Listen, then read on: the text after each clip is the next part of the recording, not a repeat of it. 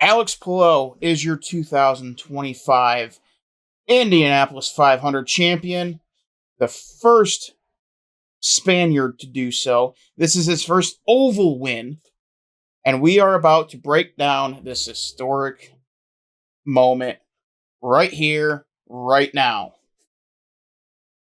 Oh my goodness. As all great things, we start at the beginning.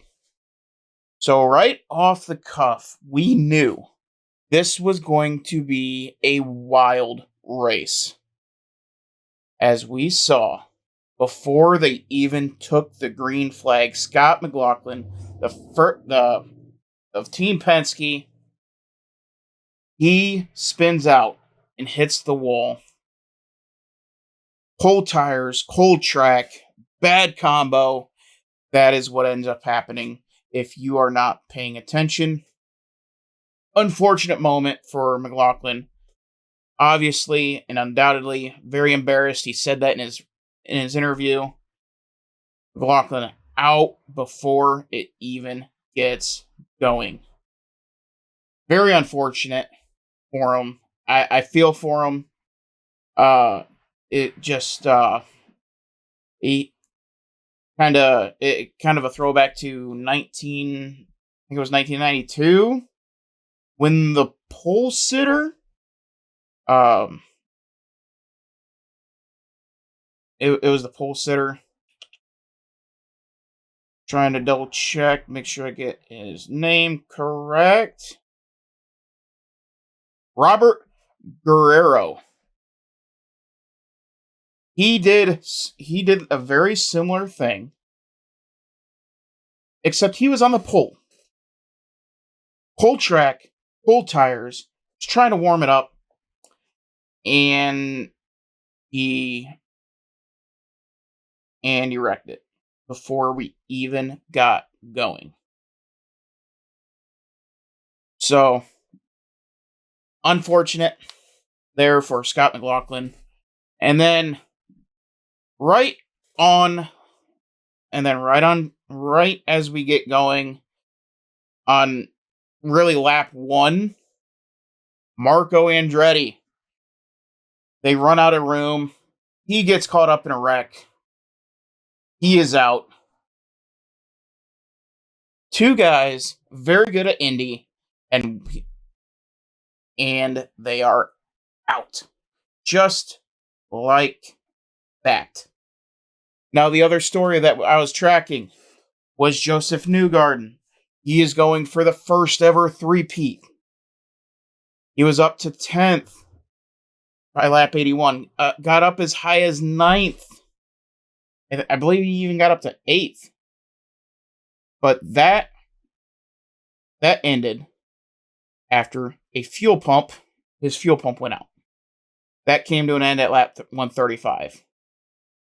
Colton Herta, a fan favorite for some reason. He got knocked for speeding on pit road. That ended his day, essentially. When you go a lap down in INDYCAR, especially at a place like Indy, you're in trouble. But Colton Herta, big threat, he's out. Alexander Rossi, the winner of the 100th Indy 500. He had his engine was leaking, or his transmission was leaking. And turns out it was gas. And it caused a massive fire on pit road. Stayed green the whole time, by the way. This stayed green the entire time. This is all going down.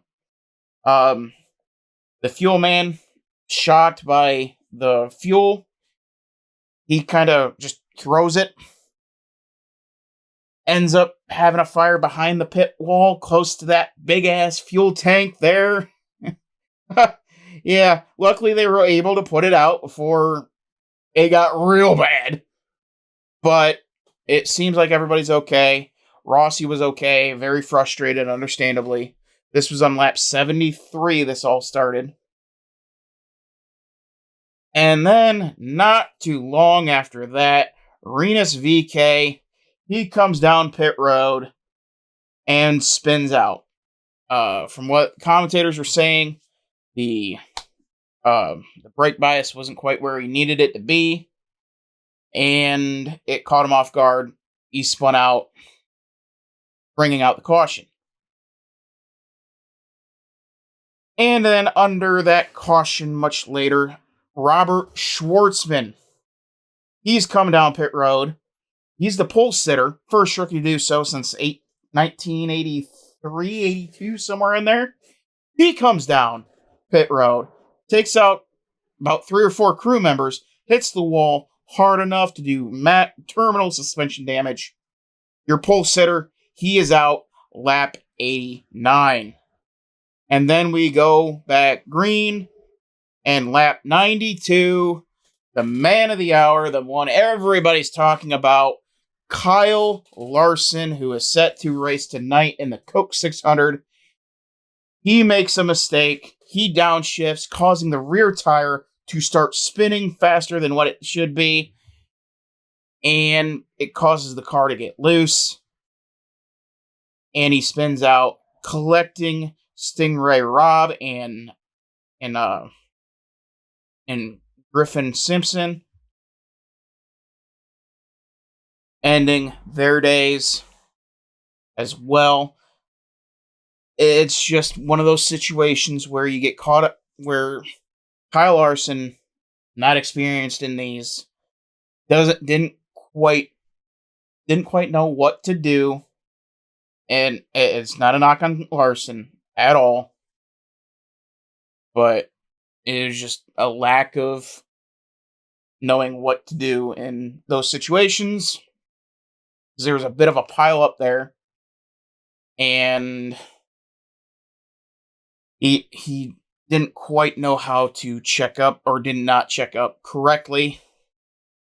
He felt like he needed to downshift, and this is all split-second decisions, and he's out. Out of the race, out of the running. 1,100-mile run, once again denied. So, very unfortunate for all three involved. Stingray and Simpson, wrong place, wrong time. It's racing. And then, lap 169, 31 to go. Ryan Hunter-Reay, who was the leader, who was in the catbird seat to be able to win, and I believe get his third. It would be his third 500. Hunter-Reay. It'd be his second Indy 500. But unfortunately, he was denied after he stalled out on pit road. It took him too long to get back going, and he ended up being a lap down. They haven't posted the official finishing lineup yet, but he was out of contention to win. And then you have a big moment with Malukas. Apologize for butchering the name, but he is able to get out ahead of Alex Palou after the final pit stop, coming in a lap later than Palou did, and was 8. And then you had the guys on the second strategy, and Marcus Ericsson. He blends out in front of Palou and Malukas. And with that, Ericsson is in the catbird seat to win the 500. You had a couple lap cars ahead to allow him to save fuel, allow Ericsson to save fuel. But on lap 186, Palou surprises Ericsson. I have to say, you have to think he was surprised. Palou, not waiting around, ducks underneath in turn 1 and is able to grab the lead from Marcus Ericsson and he never looked back. He had, like I said, he had a couple lap cars in front of him to allow him to save fuel while still being in the lead. Those and Low using lessons learned from Helio Castroneves back in, I believe it was 2021.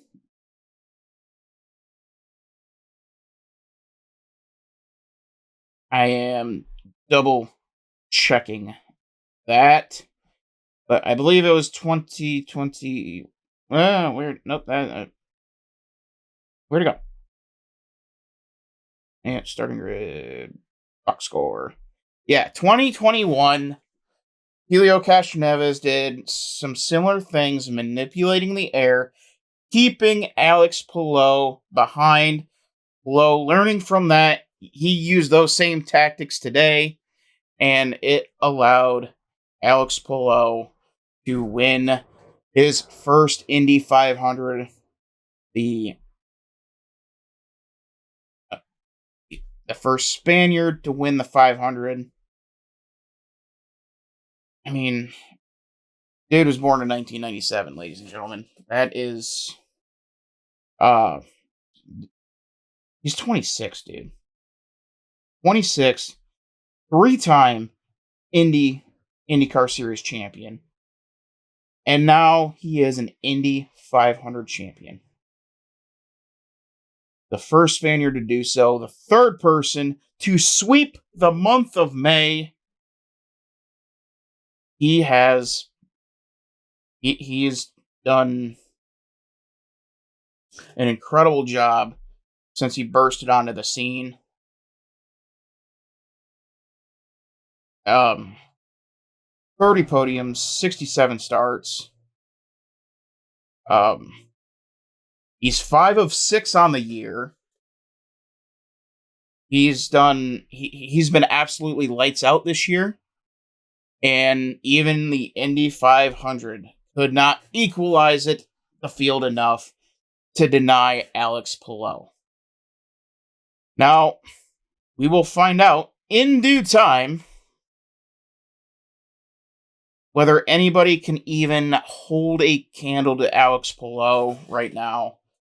Obviously, he is the face of IndyCar. He is the man of IndyCar. The Max Verstappen, the Kyle Larson.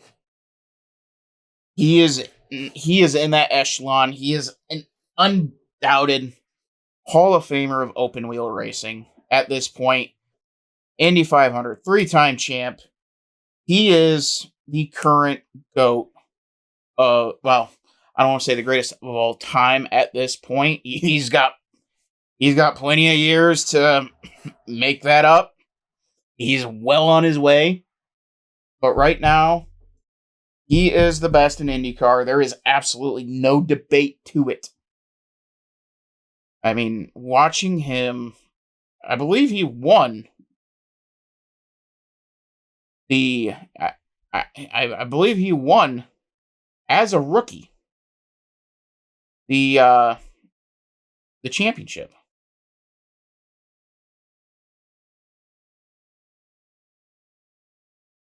I'm double checking that now, but I want to say he won as a rookie.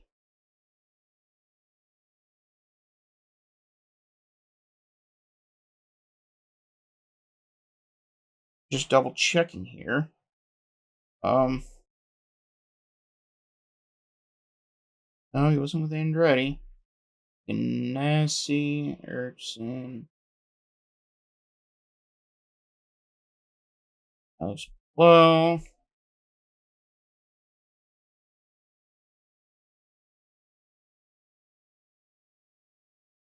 Okay, so he was a rookie in 2020 and then won it all in 2021. So,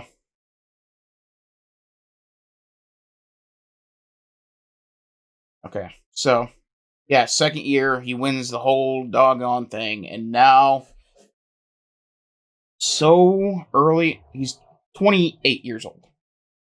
Palou is. Wow, I got two different dates. Hold on. I don't know what I don't know what to trust.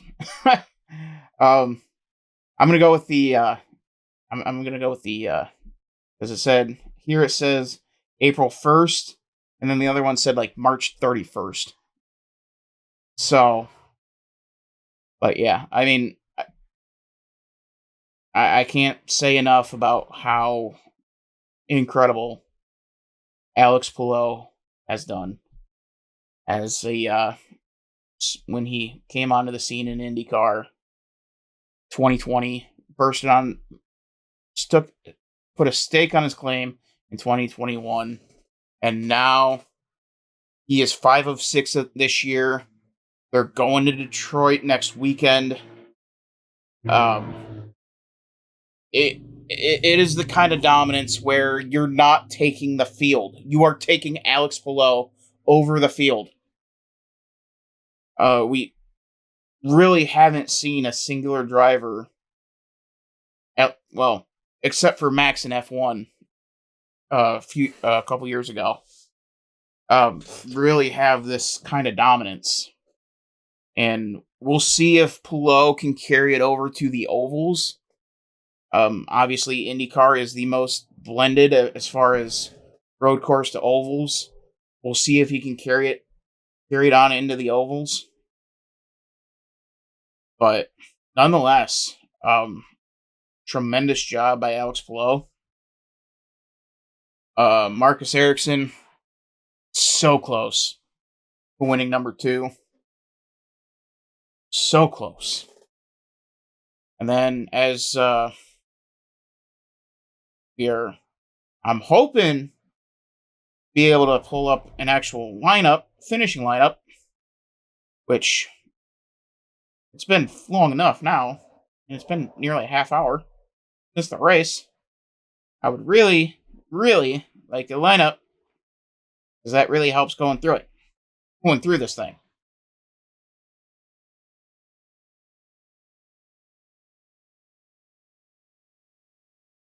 Oh, nope. Wrong one. Come on.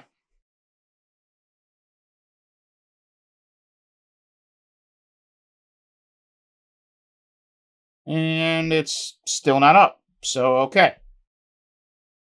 But, yeah. Palou's the man. All roads to an IndyCar champion goes through Alex Palou. And that young gun ain't giving it up anytime soon. And good for Alex Palou, and I'm interested to see what he does throughout the rest of the year. Because he's been absolutely lights out.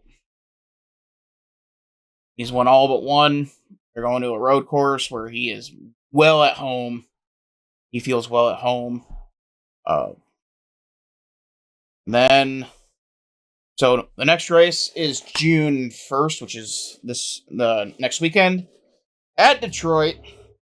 A track with a lot of long straights and a lot of tight turns. Last couple years, it's been a snooze fest because of all the cautions. And then 2 weeks after that, they're in St. Louis, where they go to the oval track. They go to an oval track. So we'll see all that happens. Very excited to see if anybody can even touch Alex Palou. This was their shot.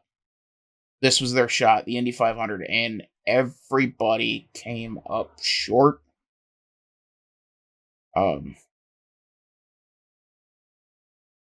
Guillermo Sato, he's a 2-time Indy 500 winner. He led the most laps. He had like 50 some odd laps led. But yeah, so I will be back later on tonight for the Coke 600 review. That one's on Prime, and I got a whole tangent to go with that. So, make sure to like the video, subscribe to the channel, hit the notification bell so you don't miss anything racing, football, and if you're watching on Rumble, make sure to like and follow. And we'll see you all later on tonight after the 600. Later.